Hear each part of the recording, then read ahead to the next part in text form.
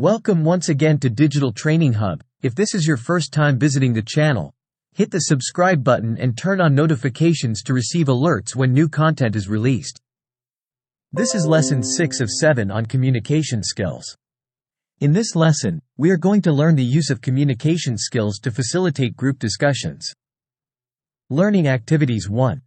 Define and implement mechanisms that enhance effective group interaction. This may include identifying and evaluating what is occurring within an interaction in a non-judgmental way, using active listening, making decisions about appropriate words and behavior, putting together a response that is culturally appropriate, expressing an individual perspective, expressing own philosophy, ideology, and background, and exploring impact with relevance to communication. Special instructions. Simulate group discussion activities.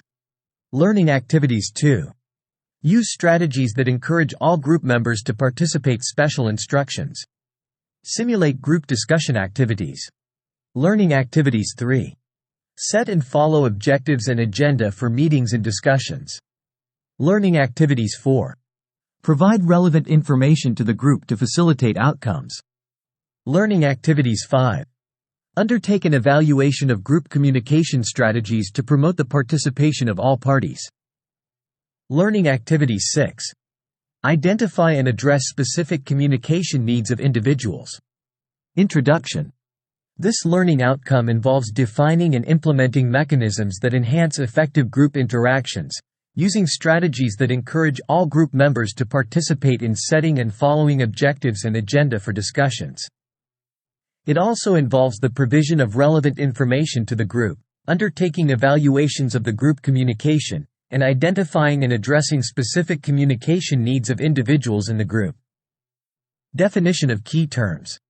Group discussion refers to the systematic exchange of ideas, views, and information about a problem, topic, situation, or issue among members of a group who have some common objectives. Group members refers to the people who typically belong to a specific group of people involved in attempting to achieve a common goal. Agenda refers to a list of items that are discussed in a formal meeting. Defining and implementing mechanisms to enhance group interactions. Group interactions refer to the dynamics of a team of people and the way they interact with one another. Due to different personalities and views, conflicts are inevitable in groups since certain individuals may have the potential of causing distractions to the tasks to be undertaken. Therefore, there is need to establish and arrange clear ways of working together in order to get things done. In defining group mechanisms, group members have to take the following steps. I. Organize the effort, i.e., they have to establish the protocols for decision-making as well as conflict resolution. E. Support the members, i.e., they have to establish the protocols for decision-making as well as conflict resolution. They also have to create a communication plan. Definition of group mechanisms is essential as it creates a collaborative team that is task-focused and cohesive. When the group mechanisms are defined and adopted, the group members must implement them and adhere to them. Thus, they become a team with a common purpose. In so doing, the group members accept to identify and evaluate what is occurring amongst them in a non-judgmental way. Members of the group must treat themselves equally and with respect. Use active listening skills when engaging in group discussions. Make decision concerning appropriate words and behaviors while engaged in group activities. Adopt response which is appropriate to the group. Express individual contributions, give individual opinion concerning an issue. Strategies that encourage group participation. The need to improve group performance and interactions is of great concern to any group or organization. Group effectiveness can be improved by goal congruence, i.e., members should develop the same goals that will pull them to the same direction. Deliberation, i.e., members must learn to think, reflect, and calculate in a creative but structured manner for effectiveness. Communication, i.e., members should talk and listen actively and purposely. Information access, i.e., members must be able to get information for group effectiveness. Distractions, i.e., members should desist from interruptions, especially when group businesses are underway. In order to encourage group participation, the following strategies should be adopted to allow the group to tap into potentials, ideas and views of its members. Groups should develop and build teams with appropriate members. This will focus common purpose, strength and unity. Groups should undertake techniques, steps that enhance and improve team creativity. Group members should be coached and trained to improve behavior, thinking and communication skills. Effective facilitations and interventions of group meetings and events should be planned. Group members should utilize the appropriate in attempts to improve communication, generation of ideas as well as group memory. Group members should know each other well, thus knowing how to handle each other. Clear roles and responsibilities must be defined. Group members must break the barriers by asking, explaining or offering help whenever appropriate. Group members should pay attention keenly and with utter respect to group issues. The feelings of the group members must be acknowledged. Setting objectives and agenda for group discussions. For effectiveness to be realized, objectives and agendas of the meeting must be determined. Importance of agendas, objectives. To help group members to prepare for the meeting. To give the meeting structure. To allow the group leader to control the meeting, discussion. To give ways in which the meeting, discussion success can be measured. To allow group member to decide whether to attend or not. How to set objectives, agendas of the meeting. In setting the meeting's objectives, agendas, the following must be considered. Logistics, i.e. the date, place and time of the meeting as well as the list of the expected attendees. Objectives, i.e. clearly indicate the purpose of the meeting. Housekeeping, i.e. welcome and introductions, apologies and approvals of the previous minutes. Any matters arising should be dealt with at this stage. Items, i.e. the meat of the agenda. Each item listed must be given a title, lead, presenter, time allocated, any other business, AOB, close, i.e. the chair's remarks on the meeting, next meeting. Facilitating group outcomes. Facilitation is the process of guiding and directing key parts of the group work involving members like meetings, training and planning sessions. However small or big the group meeting is, it requires someone to take lead and guide the proceedings for the desired goals to be realized. Facilitation is different from chairing a meeting as it involves guiding people to move through a process together, focusing on how people participate in the learning or planning process, being neutral and never taking sides, i.e. the facilitator. Making sure that there is a democratic decision-making process. Understanding the goals of the organization and the meeting. How to facilitate a meeting. By focusing on the climate and the environment of the meeting, i.e. it must be very conducive. By focusing on the room arrangements and the logistics of the meeting. By focusing on the ground rules of the group and of the meeting.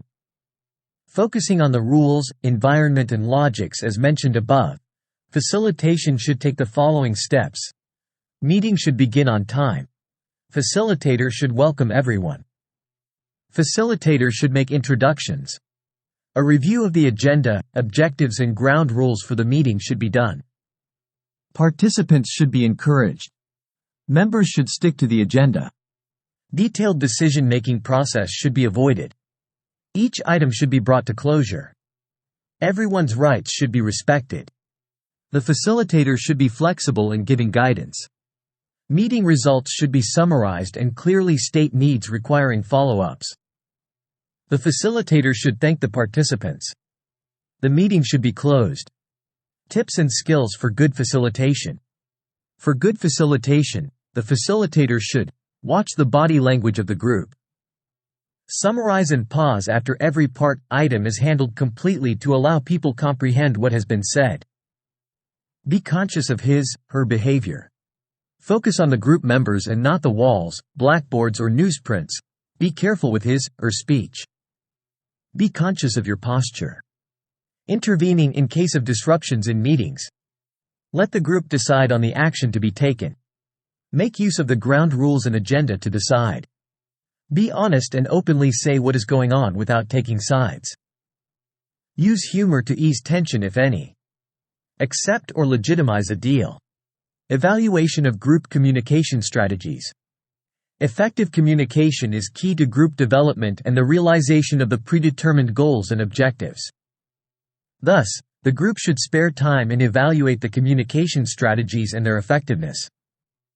Evaluating group communication strategies involves establishing the parameters to be measured, deciding on the type of evaluations to be conducted, carrying out the real evaluation, establishing the parameters and boundaries of the evaluation. This involves picking one or two communication types to be evaluated, focusing on the aspect of study that makes evaluation more useful, establishing the stages of communication to measure, connecting the evaluation to the end goal, creating the baseline for the evaluation if possible. Establishing milestones for the evaluation. Deciding on the type of evaluation to be conducted. This involves using qualitative analysis to determine the scope of the communication strategy, trying surveys to figure the people getting the message, using consulting groups, experts to determine the effectiveness of the strategy, requesting informal feedback to get their perceptions, check the impacts of the strategy. Implementing the real, actual evaluation. This involves measuring results against the set milestones, re-evaluating and refocusing the milestones needed, establishing rewards for meeting targets, milestones set. Reasons for evaluating communication strategies. To improve communications process. To get reactions and suggestions necessary for improvement. To track completed communication presentations, events and reports. To track feedback from audiences or stakeholders, identifying and addressing specific communication needs of people. Effective communication in a group requires that the specific communication needs of members are identified and addressed because prudent people have different communication needs. It is prudent to consider every member of the group and address their needs accordingly. Identification of the specific communication needs must be done at the very initial stages of group engagement, i.e., during the first meeting as soon as possible thereafter. This should happen proactively and opportunistically, though not retrospectively. Having noted the specific communication needs of the members, the specific support required to address these needs must also be identified and provided. In identifying these needs, there is need to abide by the existing legal requirements like the Mental Capacity Act 2005 and the Protection Act 1998. How to identify the communication needs. Asking for members to self-define their specific communication or information needs. Asking individuals about their communication needs by a member of the group upon meeting of the group activities. Giving people a minimum of 2 options of identifying, explaining their needs, thus getting suitable way for the majority. Asking the members to advise the group of their information or communication needs via inclusion of a request in the generic letter. Including standard line as part of the correspondence in attempt to encourage all members to engage the group should they have communication needs. Using existing data about the group members to get the communication needs. Conclusion: this unit has covered skills of defining and implementing mechanisms of group interactions, using strategies to encourage all group members' participation. Setting and following the objectives and agendas set for the meetings and discussions. It has also covered skills of providing relevant information to facilitate outcomes, evaluating group communication strategies, and identifying and addressing specific communication needs of individuals. Further reading: Elspeth M. and Andrew O. 2000. Strategic Change, Itanti Management College, Greenlands. Strat. Change, A. 103-114.